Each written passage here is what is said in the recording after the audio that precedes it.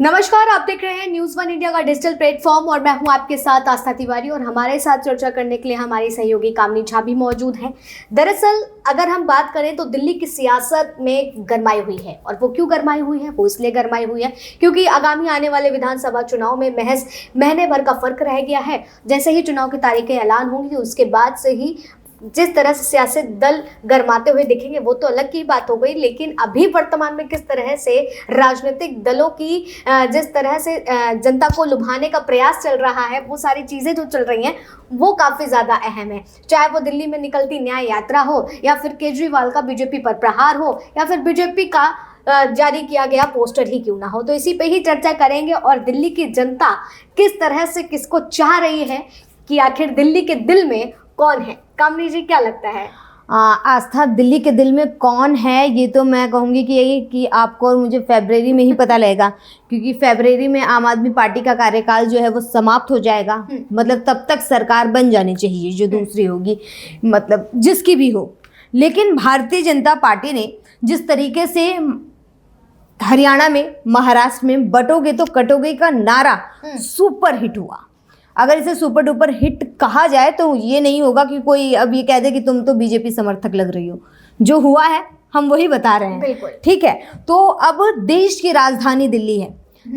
भले ही कहा जाता है कि केंद्र का रास्ता उत्तर प्रदेश से होकर गुजरता हो, लेकिन जब देश की राजधानी का विधानसभा चुनाव हो तो तमाम राज्यों की नजरें देश की राजधानी पर टिक जाती है। और यही स्थिति इस वक्त दिख रहा है, क्योंकि तमाम राजनीतिक पार्टियां, चुनाव आयोग भले ही अभी आराम कर रहे हैं, उन्होंने तारीखों का ऐलान नहीं किया है, लेकिन नेता आराम नहीं कर रहे हैं। वो तमाम लोग अलग लेवल की तैयारी करते हुए दिख रहे हैं। ऐसे में भारतीय जनता पार्टी ने एक नया पोस्टर जारी किया है और पोस्टर में दिया है एक नया नारा, और नारा है नहीं सहेंगे बदल कर रहेंगे। यहाँ पर बदलने की बात कही जा रही है सरकार को, मतलब आम आदमी पार्टी की सरकार को। बहुत सारे मुद्दे हैं, यमुना की गंदगी हो चाहे, या फिर जिस तरीके से आप तो गई भी थी, आपने ग्राउंड पे जब कवर किया था कि लोग पानी के लिए कैसे तरस रहे थे कि उन्हें साफ पानी मिल जाए। मुझे ऐसा लगता है कि जहाँ पर यमुना है, हरियाणा का पानी आता है, लेकिन उसके बाद भी यहाँ पर रहने वाले लोग मजबूर हैं पानी को खरीद के पीने के लिए। बिल्कुल। और मतलब कि जिस तरीके से पॉल्यूशन का, जिस तरीके से कहा जाता था पहले कि हाँ भाई पंजाब पराली जलाता है, लेकिन जैसे ही आम आदमी पार्टी की पंजाब में सरकार बनती है तो पराली जो है उत्तर प्रदेश और हरियाणा में जलने शुरू हो जाते हैं। पंजाब उसमें थोड़ा सा कम हो जाता है, जो अरविंद केजरीवाल जी कहते आ रहे हैं। वो तो अगर कहें कामनी जी, हर सियासी दलों का यही एक रहता है, जहां पर उनकी सरकार वहां पे सब अच्छा, बाकी राज्यों में हो रहा है बुरा। और लेकिन आस्था जब आप आरोप लगाते हो तो मीठा मीठा गप गप और कड़वा कड़वा थू थू, अभी ऐसे तो नहीं चलेगा। जब आप उसी पंजाब पे सवाल उठाया करते थे जहां पर कभी कांग्रेस की सरकार थी, उससे पहले बीजेपी की सरकार थी, तो ऐसे में वहां पर जब अब आपकी सरकार है और आपकी सरकार होते हुए दिल्ली वालों की ये हालत है कि आप ये समझिए, हम सब जितने लोग हम दिल्ली और दिल्ली एनसीआर में रहते हैं, हम सब की आयु आजकल तो वैसे भी 100 साल कौन जीता है, नहीं जीता है, उसमें भी हम लोगों की 10 से 15 साल उम्र कम हो चुकी है। बिल्कुल। अभी के हाल ही के जो आंकड़े आए हैं पोल्यूशन के चलते, उसमें यही है कि जो यहाँ दिल्ली नोएडा के अंतर्गत रह रहा है उसकी 10 वर्ष की आयु कम हो गई है, क्योंकि इतना ज्यादा पॉल्यूशन, इतना कंज्यूम कर रहे हैं हम। अब बिल्कुल, अब समझिए, अगर एक स्मोकिंग का डब्बा आप दिन भर में उसको खत्म करते हो, वो हम रोजाना ले रहे हैं जो स्मोकिंग नहीं करते। एक तरह से उन्होंने भी अपने शरीर में, अपने फेफड़ों को उतना जला लिया है पूरा। बिल्कुल, ये अपने आप में गंभीर विषय है जो मुझे लगता है आस्था इस बार चुनाव में सबसे ज्यादा सभी को देखने को मिलने वाला है। इसके साथ ही बार बार भ्रष्टाचार का मुद्दा जो है वो भारतीय जनता पार्टी उठा रही है। देखिए, मुझे ऐसा लगता है कामनी जी, मैं आपको यहाँ टोकूंगी, जैसे आपने कहा भ्रष्टाचार, लेकिन आज की आवाम, आज की जनता को ये बात कहीं ना कहीं खुल करके सामने आ रही है कि फ्री का एक जो ढोंग रचा गया, फ्री की बातें कहीं कहीं, फ्री की जो चीजें दी गई, उसके आगे भ्रष्टाचार कहीं कम आंकने में कम ना पड़ जाए और फिर से वो फ्री वाली जो चीजें हैं, यहाँ पर रास्ता ये देखना होगा हमें कि देखिए भ्रष्टाचार का मुद्दा जिस तरीके से भारतीय जनता पार्टी यूज़ कर रही है और आरोप लगा रही है आम आदमी पार्टी पर, इसके साथ साथ ये भी है कि तमाम दूसरी पार्टियां भी रेवड़ियां देने में जुट चुकी है। बिल्कुल, अगर हम तमाम न्याय हर यात्रा की बात करें, न्याय यात्रा की बात 400 यूनिट बिजली फ्री देने की मांग करी है। और इसी के साथ में जो मुझे लगता है कि 2014 में जब बीजेपी लहर थी उसने भी वादे किए, केजरीवाल दिल्ली में है उन्होंने भी वादे किए, और कांग्रेस तो वादे करते हुए आती है कि जो लोग झुग्गी बस्ती में रह रहे हैं उनको पक्के मकान देंगे। और देखिए आस्था, ये मुझे लगता है आप लिख के ले लीजिए कि जब तारीख ऐलान हो जाएंगे, दिल्ली के विधानसभा चुनाव की तारीखों का ऐलान होगा, इसके साथ ही जब भारतीय जनता पार्टी भी ग्राउंड पर उतरेगी तो वो भी रेबड़ी देगी। लेकिन अगर हम आंकड़ों की बात करें तो पिछले जिसमें 62 और 8 का आंकड़ा देखने को मिला था, 62 सीट पे आम आदमी पार्टी, 8 पर भाजपा, लेकिन कांग्रेस का तो खाता ही नहीं खुला। 3% मात्र वोट उसको हासिल हुए थे। और जिस तरह से इस बार की वो तैयारी कर रही है उसमें कितना फर्क देखने को मिलेगा, क्या लगता है?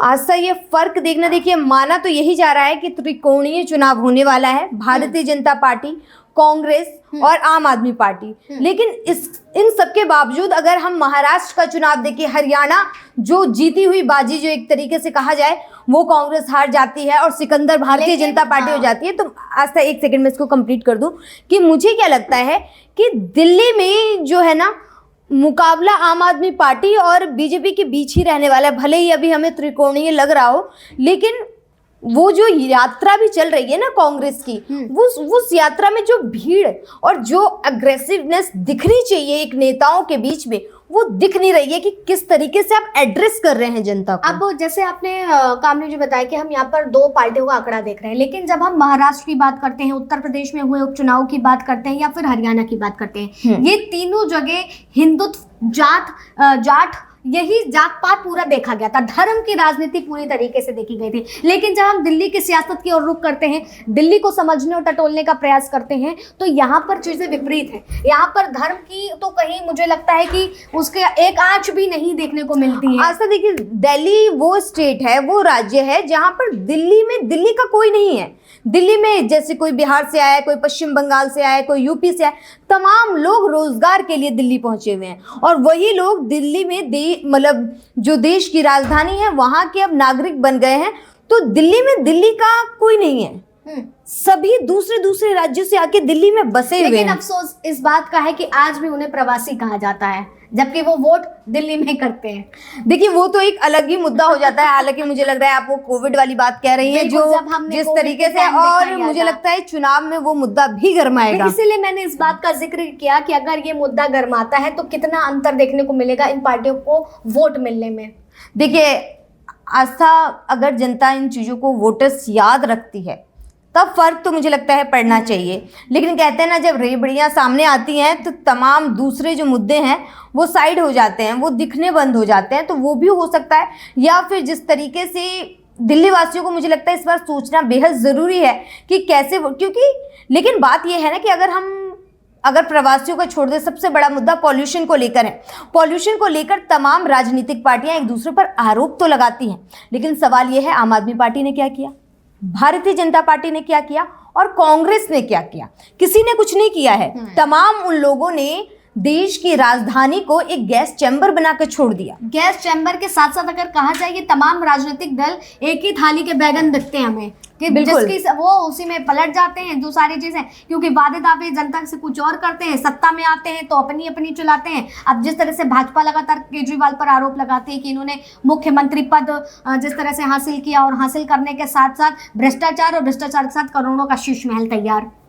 बिल्कुल, देखिए ये तमाम वो मुद्दे होने वाले, लेकिन वही मैं बार बार आस्था में फिर वही कह रही हूँ कि ये सब जनता के साथ हुआ है, लेकिन इन सब के बीच जो रेवड़ियां आएंगी, इसके साथ साथ किस तरीके के पोस्टर, क्योंकि देखिए भारतीय जनता पार्टी ने आज पोस्टर देकर खेल शुरू कर दिया है।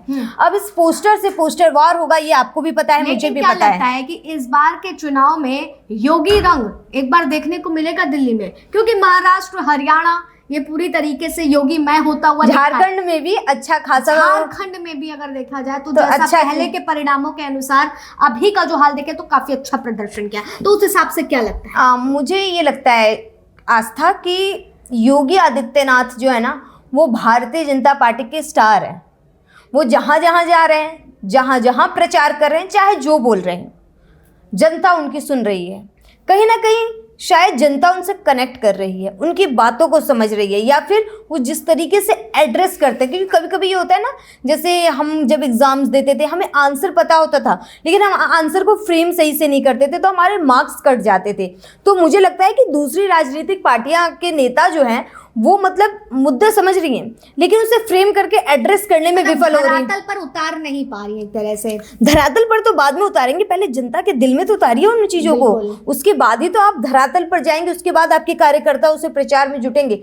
देखिए जिस तरीके से योगी आदित्यनाथ कह देते हैं बटोगे तो कटोगे, बोलते हैं यूपी में असर दिखता है हरियाणा में, इसके पोस्टर लग जाते हैं महाराष्ट्र में, लेकिन बार बार कांग्रेस राहुल गांधी कहते हैं जातीय जनगणना करवाएंगे, तमाम लोगों को उनका अधिकार देंगे, जिनकी जितनी हिस्सेदारी उनकी उतनी भागीदारी वाली बात करते हैं। लेकिन इन सबके बावजूद देखिए ओबीसी ने भी तो भारतीय जनता पार्टी को महाराष्ट्र में वोट दिया है, आप ना नहीं कर सकती हैं। यादवों ने हरियाणा में सबसे ज्यादा भारतीय जनता पार्टी को वोट दिया है, आप और मैं कोई भी इनकार नहीं कर सकते। तमाम वो चीजें अलग हैं कि कोई कहता है ईवीएम ये है वो, तो देखिए हर राजनीतिक उत्तर पार्टी। प्रदेश में भी हमने उपचुनाव में देखा, जो कभी सपा का गढ़ रहती थी आज वहां भाजपा का कमल खिल गया है। बिल्कुल, तो ये जिस तरीके से परिस्थितियां चेंज होती जा रही हैं, बदलती जा रही हैं, और ये एक नया जो नारा आया है कि मतलब सरकार बदलने की जो बात कही जा रही है कि नहीं सहेंगे बदल कर रहेंगे, लेकिन आस्था यहाँ पर हमें ये भी सोचने की ज़रूरत है कि अगर आम आदमी पार्टी सोच रही है